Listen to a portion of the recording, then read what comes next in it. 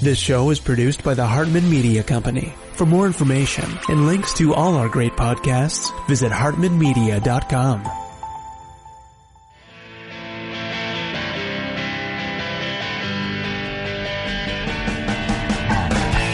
Welcome to the Young Wealth Show, where you'll truly learn how to make, spend, and invest money for an awesome life. Get the real-life stuff that wasn't part of your school curriculum. Young Wealth gives you innovative new ways of dealing with your finances, as well as the skills and tools you're going to need to survive and be successful out on your own. Let the Young Wealth Show be your GPS to take you from clueless to clued in. Here's your host, Jason Hartman, with Young Wealth. Evan is here with me with a question on the CARES Act. You know, there's some new tax relief out there given the current economic craziness that's going on. Evan, what did you have for this one? Well, Jason, I was reading in an article about this new tax break that says you can, well, we know about the power of depreciation, that if you have a W-2 job, let's say you're a doctor, but your wife is a full-time real estate investor, you can depreciate, you can balance, let's say you have a $100,000 paper loss, that can offset $100,000 of your income. But I read something in the new CARES Act that says not only can you continue to do that, but let's say someone's a full-time real estate investor and they have capital gains, like they sell a stock and make $1 million, that now depreciation can be used to offset that gain. Is that accurate? Okay, I don't know for sure, so I don't really want to comment on that. What I think this is aimed at, and we're going to have a CPA on the show to talk about that. In fact, by the time someone hears this, which we're recording a few days in advance, we might actually play that CPA interview. But this is when you sell a personal residence, if you have up to $250,000 in gain as a single person or $500,000 as a married couple, you can shelter that. Now, I always want to make the disclaimer, check with your tax advisor. Taxes are a super complicated subject, just like legal, and now I have to say, just like medical. So, as we're talking about all these sort of public health and medical things with what's going on in the world, I want to say check with a medical professional too, as another disclaimer, okay? Because, we're experts in real estate and we'll teach you concepts, but there are tricky little ins and outs to everything. And that's why there's whole industries designed to address these things. But when someone sells a property and they've got $250,000 in gain or $500,000 in gain, they can take that and transfer it to a new personal residence tax-free. Okay, under the old law, okay? But now I believe that restriction has been lifted for 3 years, okay? For this year and 2 retroactive years, okay? And this is huge for couples with more than $500,000 in annual capital gains income, as long as it's from sources other than their business, okay? Which a lot of times is from a luxury home. They sell it and they can avoid paying taxes on it. So that's huge. But the bad side of it, there's a flip side to everything, right? The bad side of it that I could see is it would really hurt the luxury real estate market, which, by the way, we've never recommended anybody invest in, because it could lead to more people using this as an opportunity to unload those properties. So, I instantly think of hotspots for coronavirus, high density areas that people are going to want to escape and are already wanting to escape. New York City, Los Angeles, San Francisco, any of these high density, super expensive real estate markets, people could unload their properties now, even though they have been collapsing in price long before coronavirus hit. There's been a serious softening. But now this would be an additional impetus for them to unload those properties and just cash out. And here they could shelter those larger capital gains. But it would also cause a glut of properties on the market, and that's why it's bad for the luxury market. So that's my take on it. But, we're going to get more and more on all of this stuff as all the interpretations come out, and we're still very early on this. Heck, it's $170 billion in tax savings for real estate tycoons. That's what they're predicting. Well, didn't you say that Trump is our first real estate president? Oh, yeah. He's the richest president we've ever had and the first real estate president. So you can bet that when it comes to being a real estate investor, love him or hate him, Trump has got your back.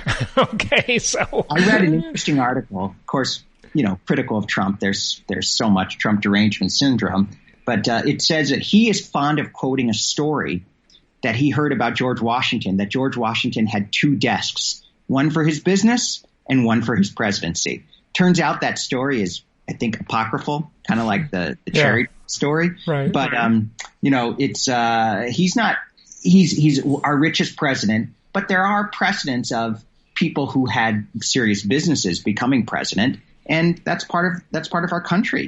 Businesses, we've seen this right during this coronavirus. Of course, we have to be aware of public health, but our business, destroying our business infrastructure is undermining everything. I mean, we're a country that depends on businesses, that depends on the free market running. Oh, yeah. And it's really, thank God that our grocery stores and pharmacies and so forth and Amazon are still open because that's helping us function. Yeah, it is. And, Trump has received a lot of criticism, as he always does. But now the latest round is because, he wants the country to reopen. And, he's received a lot of criticism from the left and then from some in the medical community that say it's too soon. Don't push this. It's not your timeline. The virus gets to decide, you don't. And that's all true. But it just makes me wonder if, of course, this is a silly statement. If Trump knows something we don't, well, of course he knows lots of stuff we don't. He's the president. He has much more information than we have in the public, okay? That's the way it is in the halls of power. Of course, you have much more information.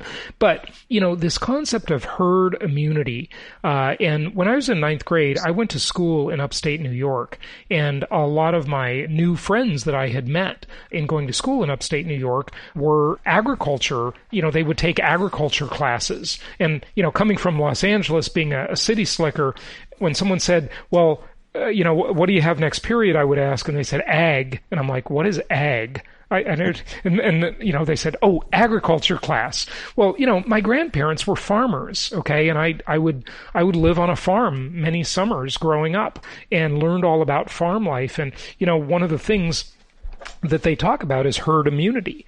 And when there's a disease going around, you effectively end the spread of it when a certain number of the herd get it. And the thing in the U.S. that we don't know is how many people have it or have already had it and just were asymptomatic, okay? And depending on the R0 value of the virus, meaning how contagious is it, that's expressed by the R and the 0, the R0, okay, which you've probably all learned about like I have during this crisis. Trump may know how, have some, he doesn't know, of course, but have a much better idea as to who, or not who, but how many people have already been infected. And he may be operating under the belief that in a few weeks we're going to be largely at herd immunity. And that he could be right about that. Maybe it's just an instinct. I'm not sure. But there's a lot of consequences. Don't think this is a debate between money and health.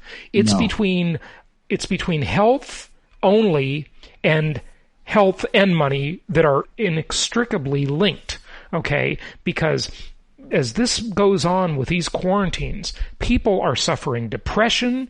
Yes. We are going to find that suicide rates have increased. We're going to find that divorce rates increase. We're going to find that kids are driving their parents crazy increase and vice versa. There's a lot of problems to keeping the economy shut down, and many of them will linger for years to come. So this is not a small thing. It's not about capitalist greed versus public health. public health is totally linked to the economy. Don't be fooled, okay? It's incredible. It's so connected. And I do think I obviously am in touch as a parent of a 10 and 12-year-old. I'm in touch with other parents all the time, and people are going nuts. And you know what? I mean, we can have a whole separate episode. This is getting too political, but yeah. Well, too political and too family personal also, yeah. But yeah. It is, but it's really, this has a huge effect, not only on, the economy is so much more complex than we give it for. That's why planned economies don't work. You can't plan for everything. Capitalism is so dynamic. It realizes how many unknown factors there are, so one thing affects everything else, and everything's interconnected. So it isn't just public health versus economy, as you put it. It's everything. Look at how, like, Dyson just invented a new type of ventilator. Look at how Israel invented a new makeshift ventilator, okay, that basically, you just hook up a little motor to the manual ventilator that they use in ambulances, right, that you have to keep squeezing. So it really is amazing. If we were under a centrally planned communist economy, this whole response would be dramatically slower. And don't tell me, okay, well, look at China. Well, look at China. Yeah, China responded very slowly, lied about their numbers, and a lot more people suffered that wouldn't have had to. And China isn't really a pure communist country by any stretch of the imagination anyway. So, that's a whole nother debate. So, yeah. We'll go from there, but good stuff. Let's get to part 2 of our show. Thank you for joining me and asking about this, and we'll have more CPA talk coming up so you can really get into depth about, the new tax and bailout provisions. Thank you, Jason, for being our guide through all this. My pleasure. I am happy to be your guide, and if you need us, all of our investment counselors can help you. 1-800-HARTMAN or jasonhartman.com. Reach out. We're here for you, and let's go to part 2 of today's episode.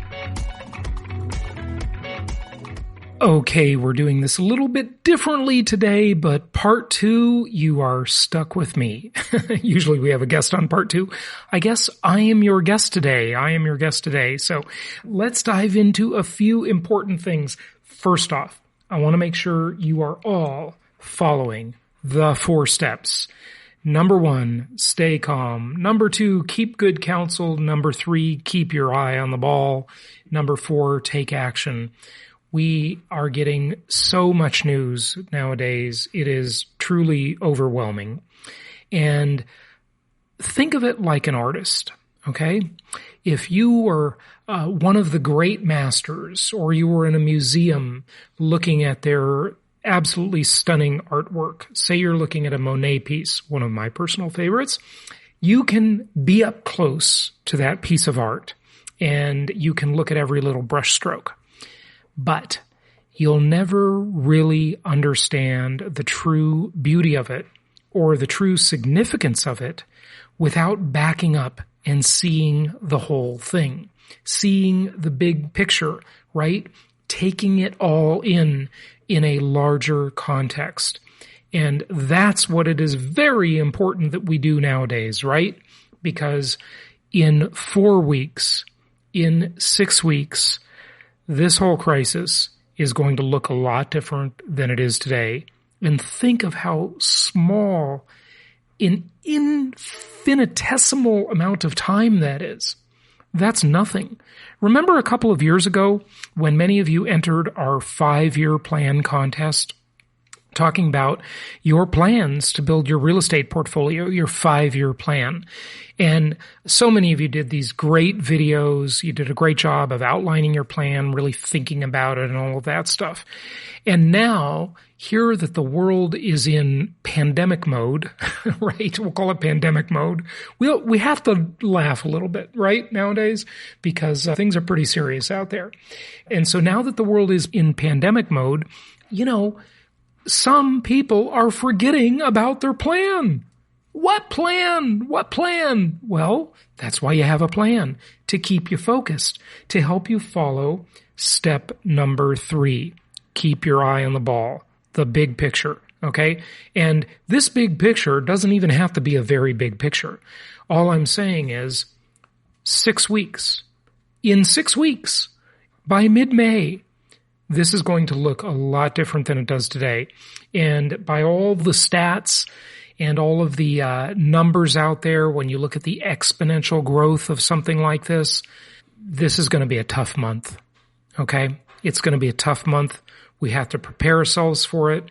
We're going to get a lot of news this month that is probably going to be the worst of it. That most of the experts seem to agree this is going to be the worst month. And then things will start to subside as the social distancing really, really kicks in next month.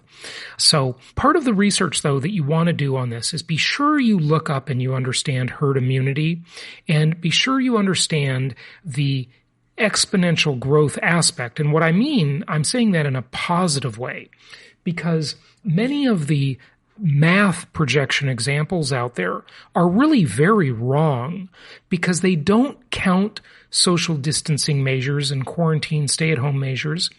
They don't count people who have already been infected and can't get infected again. Okay, so those people, they're now immune, right? And also, they certainly don't count the general concept of herd immunity. So very important that we understand some of this stuff so we don't look at these outlandish projections that simply do exponential math and think, oh my God, the whole human race is going to be wiped out. It's not. That's not the way this stuff works, okay? We will get through this. There have been many crises throughout history, and hey, most of the world gets through it, okay? So stay calm, keep good counsel, keep your eye on the ball, and take action toward your plan. Continue to follow your plan. That's the important thing. Continue to follow your plan. So, yesterday was April Fool's Day. Happy April Fool's Day.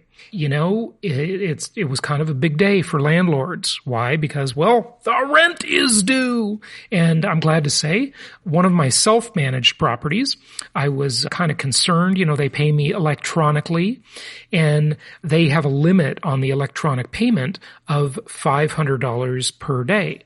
So last week, they paid me 2 payments, but that wouldn't cover the whole rent. And yesterday, they paid the final payment. So all the rent came in. Okay. Now, some of my properties with property managers, I don't know yet. But, by and large, I think you're going to see most of your rent come in. Okay.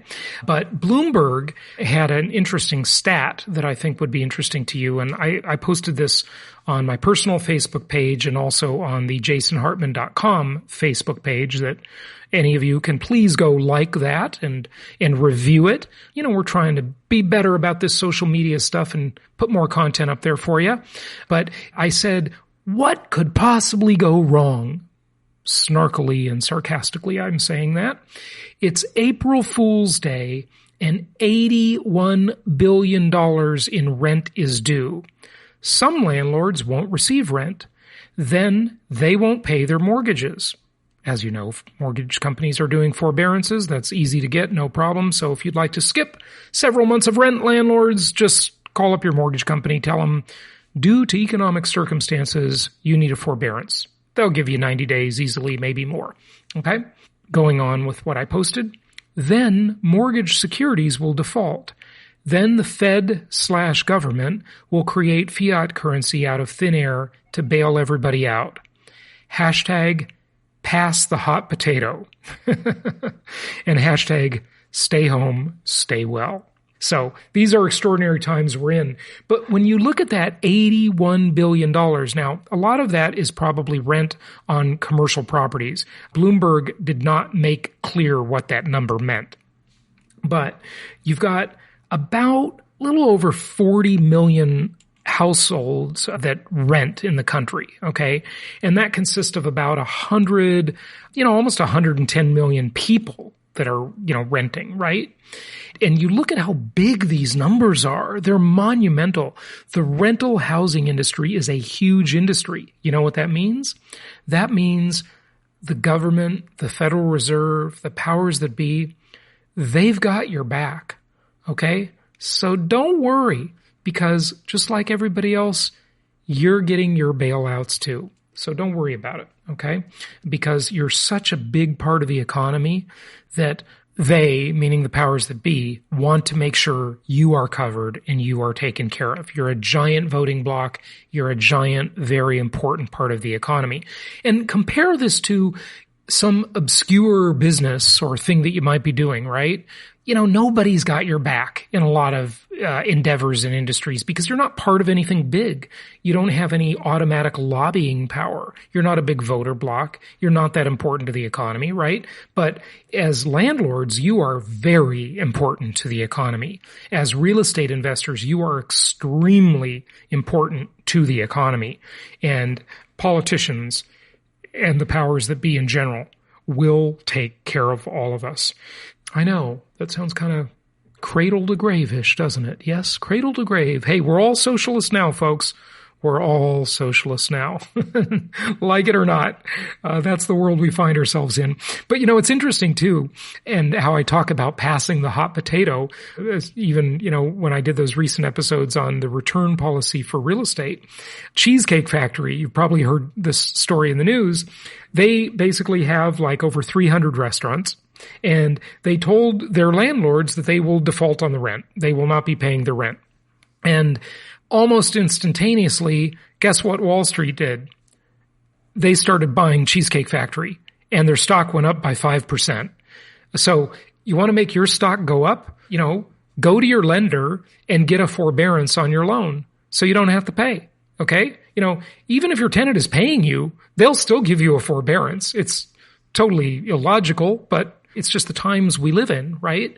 Now, I'm not saying every lender will give you a forbearance. That's not a sure thing, by the way. But if you don't ask, you'll never know. And the likelihood is they will give you a forbearance. In all of this, it's important that we remember all of those heroes. We have a show called the Heroic Investing Show, as you know, and that's always been dedicated toward military and police and fire, first responders, emergency medical people, and so forth.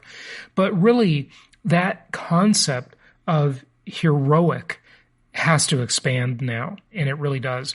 And I want to just share with you, we sent out a little request just the other day asking for reviews. We hired a review company to survey us and get reviews from our customers and see what they'd say about us. And some people wrote reviews and some people recorded videos. And we just got one from one of these heroic people. I did not know that he was on the front lines of the healthcare industry helping take care of people.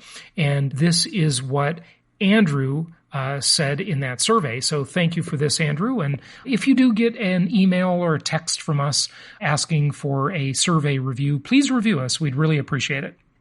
Hello there. I'd like to share with you my review of Jason Hartman and the Platinum Properties Investor Network that I've come to work with. My name is Andrew, and I live in the Pacific Northwest. And I had always thought that investing in real estate would be a good idea, and had always kind of thought about investing somewhere near my home. And I was luckily had enough wisdom at a time when I learned about Jason Hartman and his podcast that I was able to apply that wisdom and change my mindset from local investing to national investing, and also to just find markets that made a lot more sense than where I live. I'm not an expert in the field in any way, shape, or form. I'm not an expert in investing at all, but his group of counselors has great expertise and good advice, and has helped me along the way as a beginner with not a whole lot of money to work with from the start. And so far, I've got those 6 properties in about 3.5 years, and I'm pretty happy about it. And it's all because his team of experts and just his knowledge and his time that he spent doing it. He can really guide you through it, and his podcast is excellent. And I highly recommend it for anybody, whether you're a beginner or an expert. There's a ton to learn there, and it'll help you get to the next level. Well, thank you, Andrew. I very much appreciate that. And your investment counselor told me that you are on the front lines of this situation, and thank you for your service, too. There are a lot of heroic people out there, and you're seeing really some of the best of humanity out there nowadays. People that have to work right? That have to be in, grocery stores and pharmacies, certainly medical people, people in, civil service of any sort. They're at a higher risk. And so definitely appreciate them. By the way, you can see this video on the front page at jasonhartman.com. And Andrew, one of the things I love about that video is that right behind you, you have our property performas on the wall. So that's awesome.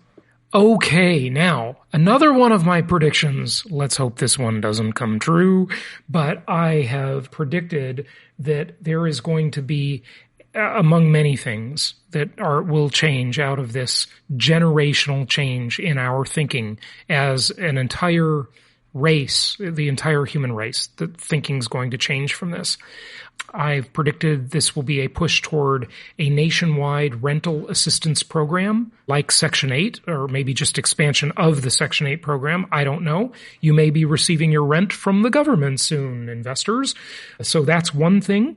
I've also predicted that this will be a big push toward universal basic income, where everybody's getting a check. And think about it, as philosophically, as much as I don't like these things, as much as I want to be a libertarian and I don't like collectivism and socialism, and I don't. But there are some perks, okay? Think about it. As a landlord, your tenant won't be able to tell you a tall tale. They won't be able to lie to you anymore because they won't be able to say, hey, I don't have the money to pay the rent, because if we have universal basic income, they got their check, okay? That's it, right? Everybody got their check. So there's that as a possibility, or maybe you'll be getting a direct check from the government, like those of you who lease Section 8 housing and your landlord's on the Section 8 program, and you're getting your rent checks from the government. So I think there will be a push toward that, but also I have predicted that there will also be a push because the currency is a possible transport for the virus, for the contagion. And there have been articles I've read about China and the U.S. about the currency being dirty, right? It's dirty money. We need to do some money laundering here, right? And not that kind of money laundering. But there will be a push toward cryptocurrency, toward a digital currency. Now, it won't be Bitcoin, it won't be Ethereum, it won't be any of those others. It'll be a push toward a government and central bank sponsored cryptocurrency, a digital dollar or a digital euro or a digital yen. Well, guess what? The United Nations is proposing a new global currency, okay? And the United Nations wants 10% of the entire planet's annual income to fund coronavirus relief and mitigation efforts. Okay?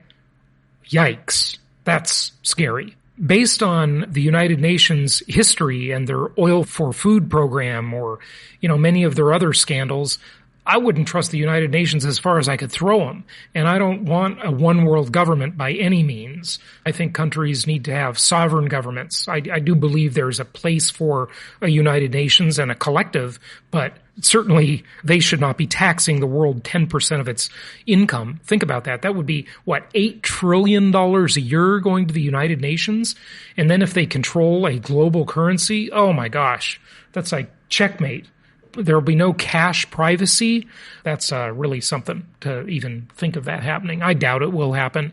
But as the old saying goes, and by the way, this seems to have come from Winston Churchill, not Rahm Emanuel. Rahm Emanuel just quoted it when it was convenient for his socialistic policies, never let a good crisis go to waste. That seems to be a quote that came from Winston Churchill, which it also sounds like something he would say. They're using the crisis as an opportunity to intrude more on our lives. And one of the things I want to remind all of you, if you're American, I want to remind you of, and I know it's not time to think about it too intensely right now. We got other stuff going on, and we can afford to just put this in the back of our mind for the moment. But remember something called the Constitution, and remember the first 10 amendments, the Bill of Rights, okay? Now, the government is going to use this crisis as an opportunity to trample all over the Bill of Rights. One way, as I mentioned before, is that they're going to start tracking people through their phones, through their smartphones, to know where they're located, to know if they're hanging out in big groups of people, if that's not legal at the time, assemblies. And think of it, the First Amendment guarantees the right to peaceably assemble, okay? So this is an interesting thought experiment, okay? It really is. And the idea of them knowing, who is a risky person and who isn't and who's infected and who's not. Yeah, there could be some good in that for sure, but there could also be a lot of abuse. So just let's not forget about the Constitution and about the propensity of governments throughout history and at every place on earth and every time in history, the propensity of governments to want to intrude on the lives of their citizens. And let's always remember, we've got to fight that. We've got to keep that in balance. Okay? We've got to keep that in balance. Okay? Anyway, go to jasonhartman.com for more on all this. Also, next week, we are going to be holding a webinar. Hey, now that Florida's under lockdown too, so we've all got time on our hands, right? And we're going to be doing that. We might be doing one of our conferences via webinar. So look for more announcements on that. Keep in touch with your investment counselor. Reach out to us through jasonhartman.com or call us at 1-800-HARTMAN. And until tomorrow, happy investing. Thank you so much for listening. Please be sure to subscribe so that you don't miss any episodes. Be sure to check out the show's specific website and our general website, hartmanmedia.com, for appropriate disclaimers and terms of service. Remember that guest opinions are their own, and if you require specific legal or tax advice or advice in any other specialized area, please consult an appropriate professional. And we also very much appreciate you reviewing the show. Please go to iTunes or Stitcher Radio or whatever platform you're using and write a review for the show. We would very much appreciate that. And be sure to make it official and subscribe so you do not miss any episodes. We look forward to seeing you on the next episode.